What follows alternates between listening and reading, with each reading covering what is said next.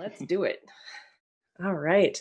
Well, thank you so much, Clayton, for joining us on the podcast today. We are super excited that you're here to talk about all things written word media and some of the great surveys that you've done in the past. Do you want to tell my audience a little bit about you, written word media, and what it is you do? Yeah. So Written Word Media is a book promotion company. And so what we do is we help authors get more sales and downloads of their books. And how we do that is we send out authors' books to email lists of readers. So for example, if you write science fiction and you have a book that's priced at $2.99, you could come to our site and book a promotion to send out your book to a list of readers who have said they're interested in science fiction books and they're interested in books priced between 99 cents and $4.99. So they're really personalized emails. We get really good results that way. And we have a bunch of different promotion options now. Authors may have heard of some of our bigger sites. So Freebooksy is us, Bargainbooksy. Freebooksy is obviously for promoting free books. Bargainbooksy is for promoting books between 99 cents and $4.99.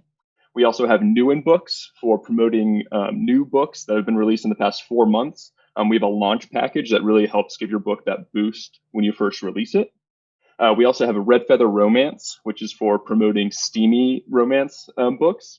And that's a really popular site. We get a lot of good responses from that. And we just I can imagine.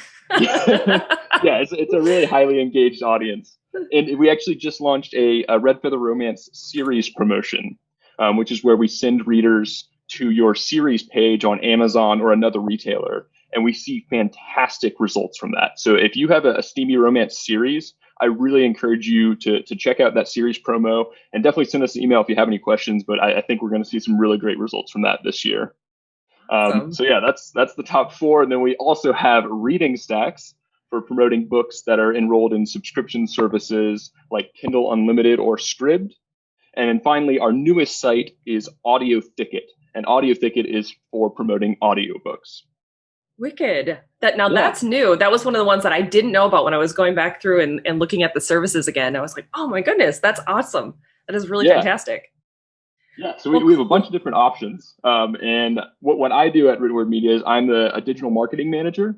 And so I work on adding readers to our email lists. And I also work on getting content out there for authors and helping authors learn about us. And also just to help authors learn about marketing, because that's what I do all day. So I'm happy to help out. That is fantastic. I know I personally have used Written Word Media throughout the years as it is with both Freebooksy and Bargainbooksy. In fact, I have 2 Bargainbooksies scheduled for next month. So I'm very excited about that. But it's one of the services too. One of the things that it has evolved for me is how much I have leaned on the information that you guys are putting in your blog, which is just fantastic. Now, in the past, you've done a couple of surveys, and I know they've dated back, even to 2017, some of them. And one of the ones I want to kind of talk about first is this one that was just released at the end of last year. So in 2020, December 2020, the evolution of an author. So in this survey, you kind of broke authors down into 5 different stages. So could you tell my audience just a little bit about the 5 stages and one of the most surprising findings that you kind of stumbled on in that process when you were going through the data? Yeah, absolutely. So we surveyed a little bit over 1,000 authors. And we always find that these surveys get a ton of response and engagement. I think it's interesting for authors to find out about what each other are doing, because especially with COVID, it's even more difficult to connect than it used to be. For sure. We see a lot. Yeah, so it's really exciting, I think, for authors to learn how other authors are doing. And so we kind of broke down authors into different income brackets, and obviously this is just a way of sorting the data. If you're not into writing for income, I totally understand that. This is just how we decided to sort it up. So no judgments based on how much you're making here. That isn't everybody's goal. That's just how we decided to sort it. And so the first stage that we had was authors that are making between $0 and $250 a month. And so we called this stage 1. And so on average, these authors had published 6 books, and they were spending about 16 hours a week writing. And so these authors 16 hours a week is a lot of time to spend writing, especially if you have a day job, if you have a family, it's a lot of time. And so, authors that, maybe aren't making as much, they're still working really hard at it. So that was something that was interesting. Another thing about stage 1 authors is they are the most likely of any group to say that direct sales from their website we're their second highest generator of sales behind Amazon. Oh, wow. And so, yeah, so I found that pretty surprising. So these authors are selling their books as, as files on their website. And our other stages with authors making more and more money, that became less likely. And so I'm not sure if this is a scalable way to sell books, but it is interesting. I'm curious if that changes over time with technological improvements. For sure. That was an interesting thing about stage one. Oh, that's really cool. Yeah. So they go on through five stages. Obviously, that's the first one. So what's the second one then? Yeah. So stage two is authors that are earning between $250 and $1,000 per month. And on average, these authors have published 17 books. So that's 11 more on average than stage one. So that's a lot of books. 17 For books sure. Yeah. It's a lot. You're all about, publishing more and more books and that being really important to your growth as an author. And I think we'll see as we go through the stages that absolutely holds true with our data. So these authors are, they published 17 books. They're spending about 23 hours a week writing. So even more than stage one. Wow. And all right. They're definitely putting in the work. Yep. That's because they're entrenched. They're in it now. They got to figure out how to make it work for them, right? Exactly. They're committed. They're committed. Absolutely. And they're also committed to spending more on editing. So in stage one, authors were spending on average between $0 and $49 on editing their books. And then in stage two, the average goes between $100 and $500 on editing. So in stage two, my guess is that these authors maybe got a bad review with a typo in a book. And now they're like, okay, I've got to tighten this up. I'm earning a little bit more so I can afford to put more in. And so that number really skyrockets in stage two. Another interesting thing about stage two is they're spending more on cover design as well. So in stage one, authors are once again spending between $0 and $100. Stage two, between $100 and $500. So they're really investing in editing and cover design. So quality seems to become a lot more important.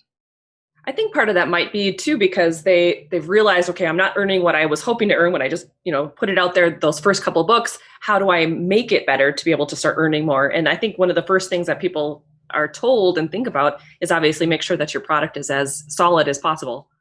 Yeah, absolutely. I think there's a ton of content. We obviously have a lot of blog posts about, good covers, how important that is, editing, how important that is as well.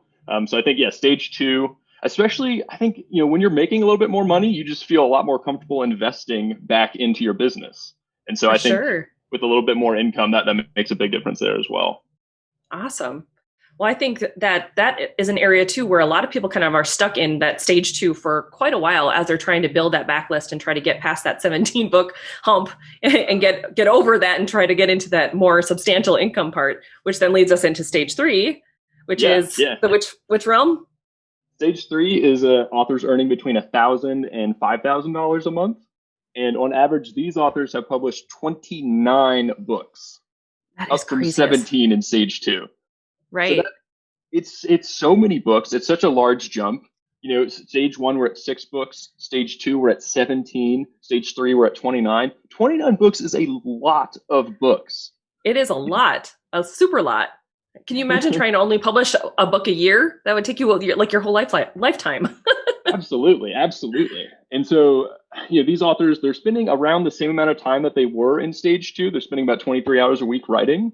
But I think, like you were saying, they've probably just been at it for longer. They're committed. And, they're obviously churning out more than one book a year, I would suspect. For sure. Well, I think their process, by the time you're getting to 23 books, you're probably got your system nailed down a little bit at that point. Yes. If nothing else, you know how to outline and write your books quickly. Certainly. Awesome.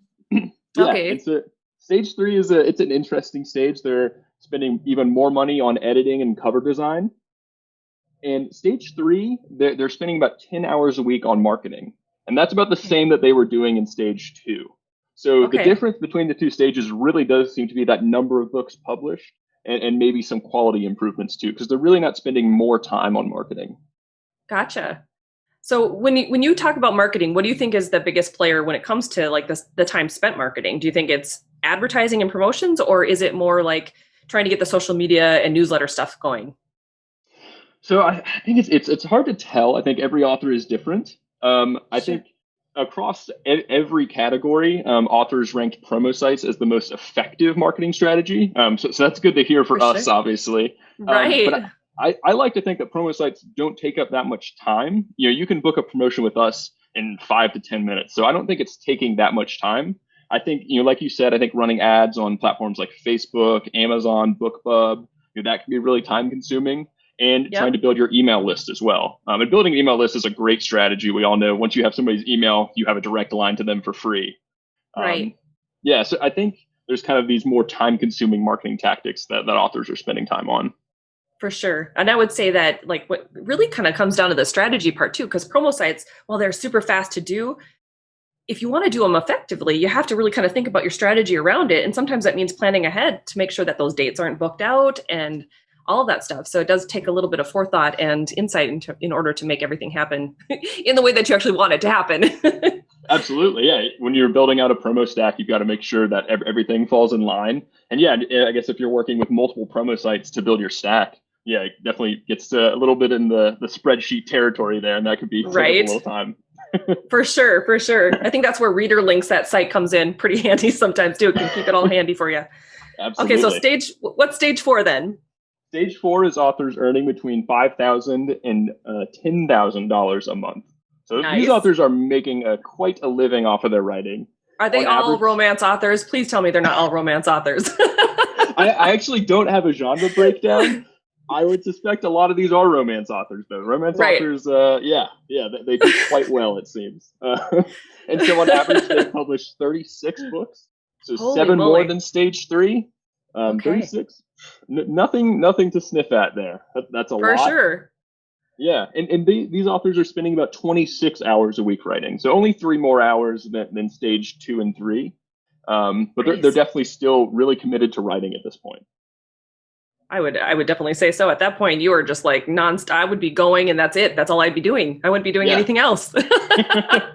Obviously, I'm in the wrong genre, but that's a different point.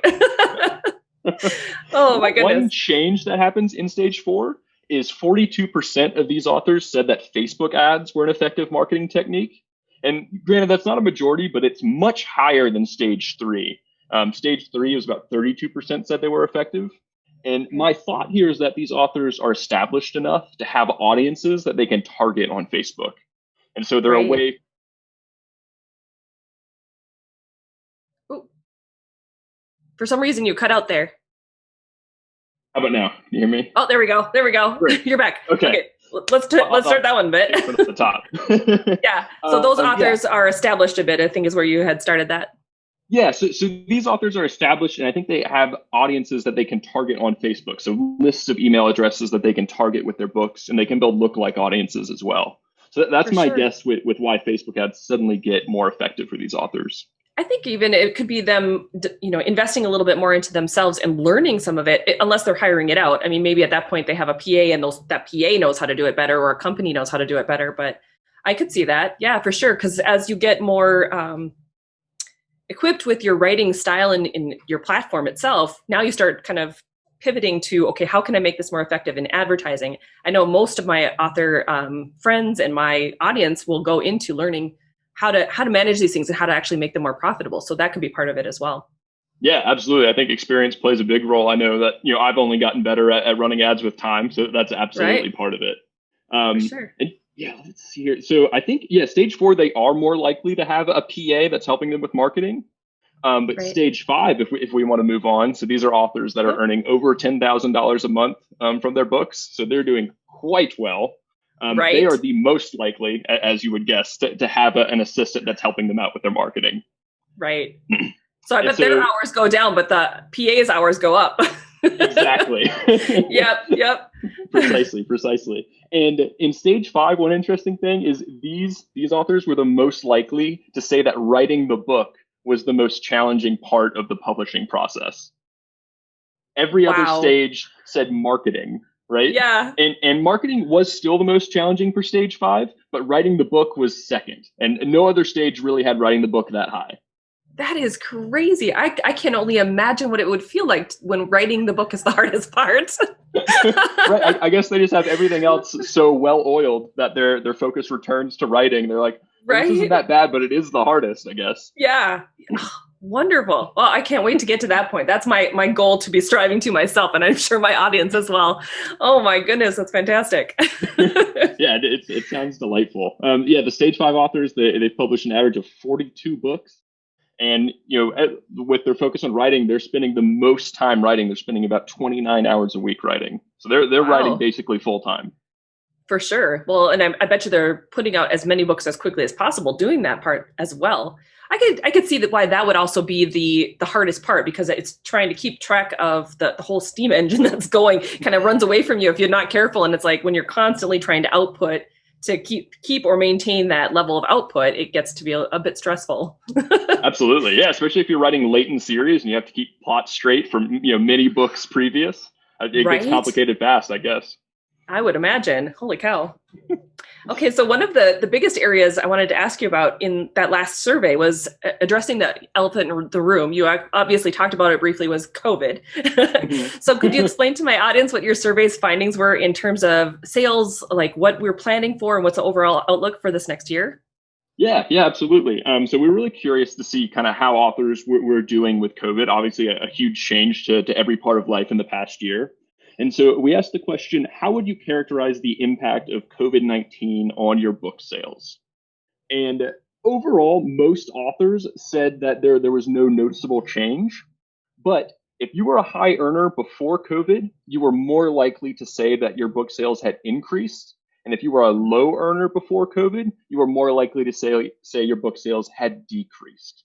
So COVID seemed to have helped those authors that were making more before, and maybe hurt authors that weren't making as much before. But overall, most authors said they saw no change. Gotcha.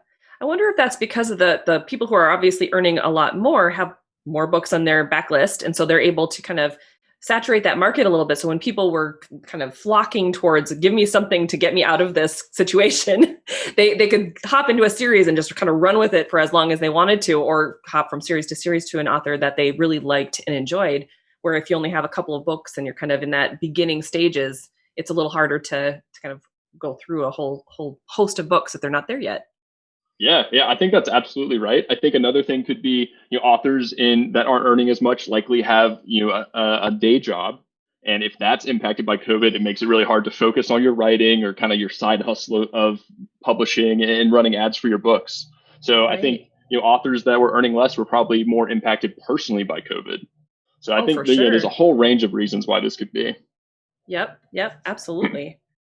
Okay, so you obviously have done this type of survey in the past, and one of the ones that I talk about very frequently, because to me it was just so profound when I read it back in 2019, was the author income, how to make a living.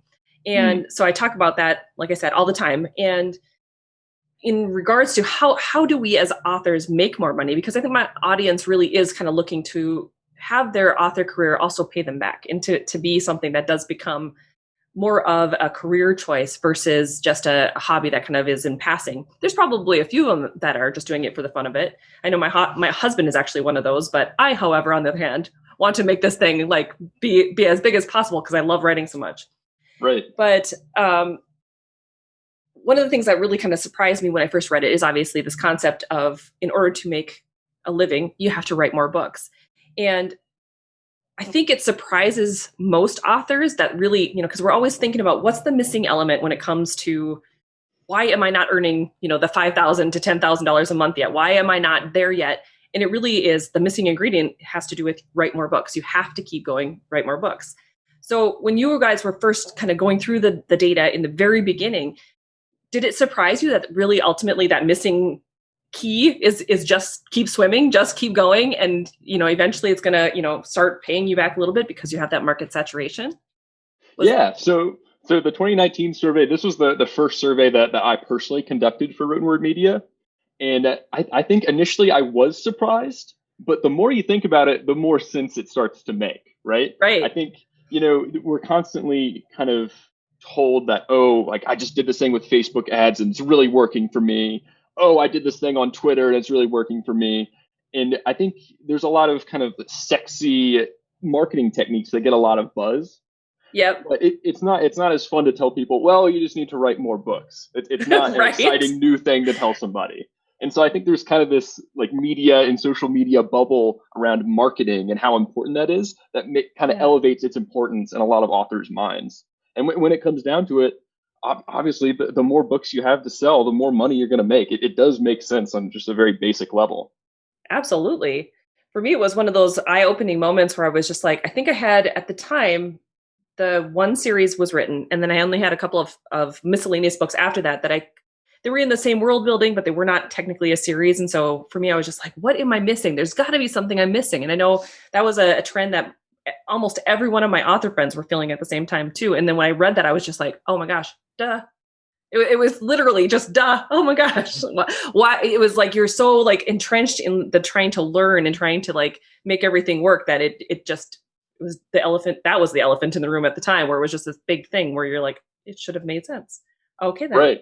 Yeah. And we're seeing that more and more. This past year, we launched the series promo, which I mentioned earlier, where if you have the first book in your series free, we can send readers to your Amazon series page. And on your series page on Amazon, and I'm not sure if other retailers are doing this with their series pages yet or not, but you can buy an entire series with one click. And so we're seeing just fantastic results with that. And it just goes to show, if you write a series, obviously you have more books to sell, but then you have this great marketing opportunity where your series page just lists your books. There's no competition from also bots or anything else beneath it. So there's also these kind of built-in marketing advantages to having a series. Absolutely. Now that's a really interesting idea too. So do you find that a lot of authors are doing like the perma-free version of the first book, or are you finding that it's more of a Kindle Countdown or Kindle Free Book Day situation when it comes to coming over to you for that particular kind of promotion?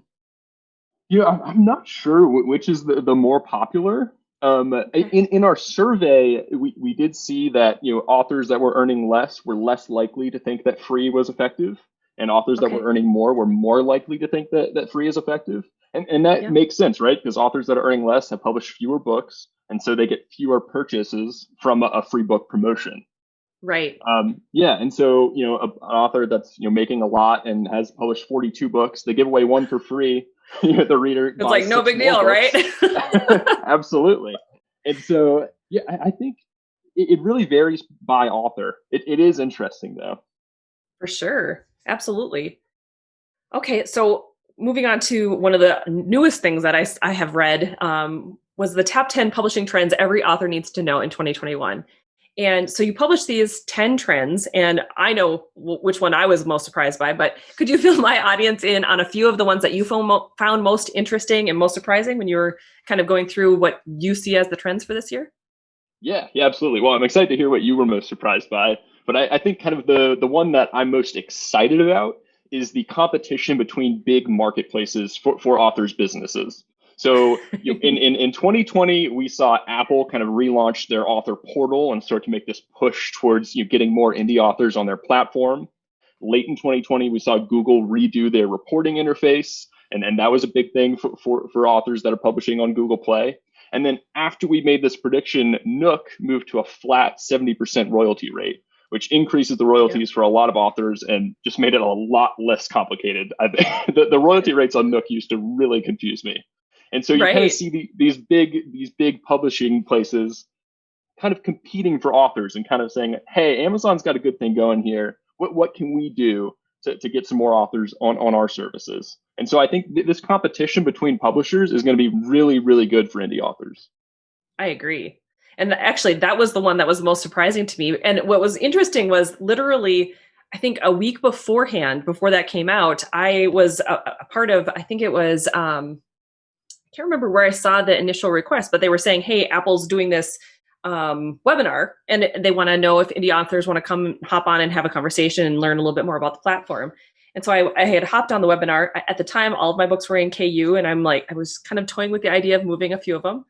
And I ended up on a conversation with Winnie over at Apple Books. And I had a whole conversation about the books that I have, the books I'd like to move over, how they can help, how the promotions they do might, help everything out once I started moving. And I'm literally in the process of moving 8 books over so that they're all wide. Yeah. So that was the most surprising thing to me at the time. When I read it, I was like, okay, this tells me I'm onto something with, listening to this webinar, listening to Winnie and like moving everything over. So yeah. That's interesting that was the one. Yeah, that was the one that you talked about. Were there any others, any other trends that my audience would maybe like to know about or should know about? Yeah, I think, Ricardo Fayette at Readsy, we spoke to him for the Trends Post, and he was really excited about the growth of the ebook market in Europe. And so he was saying that the ebook market in Europe has been behind the US for a while, but he really thinks that COVID was kind of the catalyst to really spark it. And so he was recommending that authors investigate translating their books and selling them in different markets. He thought Germany might be a good option. And also just experimenting with selling books in English in other markets in Europe. He's not friends with Mark Dawson, is he? Because he's been experimenting over there in Germany forever. Oh my goodness. That's really interesting. One of the fascinating things that I've seen this year is that paperback sales are up. Even though you would think that it would be the ebooks, my paperback sales have gone way better than they've been in the past. And I don't know if that has to do with the way Amazon's ad platform has changed, where you can now post, your whole entire catalog of books, regardless of the type. But it's been really interesting to be able to see that kind of shift from mostly ebook sales or even KU sales to more of a paperback environment as well. So that's something that I've seen personally. I don't know if everybody's seeing that, but that's just something I've been noticing. That's really interesting. I would suspect that just book sales, rather physical or ebook, are just way up because everybody's been stuck at home. Right. We're all crawling the walls. Absolutely. I know that I've been reading way more than I have in the past. So Same. Okay. So I have a couple of other questions here that I kind of added in here. So I'm going to throw them at you. Hopefully they're not going to blindside you too much. Cool. So the first one we actually talked about already, so I'll just ignore that one. But how can my authors who are listening best leverage the services that you at Written Word Media supply? Would it be best to first follow you on the blogs and kind of be checking everything out there, or would it be better to kind of dabble in with the promotions and see which ones work? Or both? Well, obviously, I write a lot of our blog content, so I think it's really good. So I would encourage you to go over to writtenwordmedia.com. You can sign up for our email list, and we'll send you a monthly email with our new blog content and a few other resources as well. So I encourage authors to sign up for that. So I think our blog is full of a lot of really great resources. And of course, we'll do more surveys in the future. So if you want to be the first ones to see that or to participate in a future survey, I encourage you to follow our emails. And as far as promotion goes, we have a ton of options. And so if you're looking to get more sales and downloads of your books, please come check us out and look at all our options. And if you're not quite sure, shoot us an email. And we have a great team that is definitely willing to help you out. We have a lot of experience with promoting books. We promote hundreds of books every day. And so we like to think we know what we're doing. And so if you're not sure or just have a question, definitely reach out and ask us. And we're more than happy to help. I know our team is constantly saying, well, this promotion that you booked might not get the best results for you. Let's maybe move you over here. And authors are really, really thankful for that. So I would encourage authors, if they have any questions, to reach out because we have a really fantastic team. Is there a specific email that they should reach out to then? Yes, they can just email us at info@writtenwordmedia.com. Perfect. And I think that was literally the other question I was going to ask. What if they wanted to get in touch? Where do they go? So there we go with those. The website, obviously, and info@writtenwordmedia.com. You said, right? Yes. Is there anything else that you can think of that my audience maybe should know about for the future, or anything that's coming that you can see even since this latest article was out? Anything you're working on that might be an insight to them? I think I am interested in audiobooks and kind of where those are headed. We're seeing more and more authors publish audiobooks. And I think one interesting thing is these AI narrations. And so I think it's possible that in the near future, you can pay to have somebody narrate your book, and it'll be a lot cheaper because the person won't actually have to speak all of the words. Just kind of an AI will do it for you. So I think audiobooks are expensive. I think in the near future, they might get a little bit cheaper to publish. So I would encourage authors that are interested in audio, but are a little standoffish because of how expensive it can be to keep an eye on that. Or that if they're not interested in actually reading it themselves. That's something that I've been doing, and it takes so much time. That's the biggest thing. I've got all these other books out there, but I haven't been able to get to them because I'm writing the new books. Yes. Yeah, absolutely. Yeah. Especially if you're doing the narration yourself, a ton of time. Absolutely. For sure. I think really cool. that's one thing that's really interesting. So do you know of sites right now that are actively working with the AI that people should be checking out? Or is that something that you guys are like actually looking in on or? I actually don't know of anybody that's doing it currently. I just Okay, know that technology is really progressing. So I think it's something to keep an eye on. I sure, know Joanna Penn is really interested in it as well. So if authors want to check out her stuff, I think she'll probably be on top for of it as sure. well. Okay, great. Well, I think that's everything that I had on my list. So thank you so much for joining us today, Clayton. I really appreciate you being here and sharing all of your knowledge when it comes to everything from written word media and the surveys that you guys have been producing. Like I said, I reference them all the time. So I am so thrilled that you're able to join us today. Well, thank you so much for having me. I'm so glad that the surveys provide value to you and other authors. Just really feels good. So yeah, thanks for having me. Awesome. Thank you so much.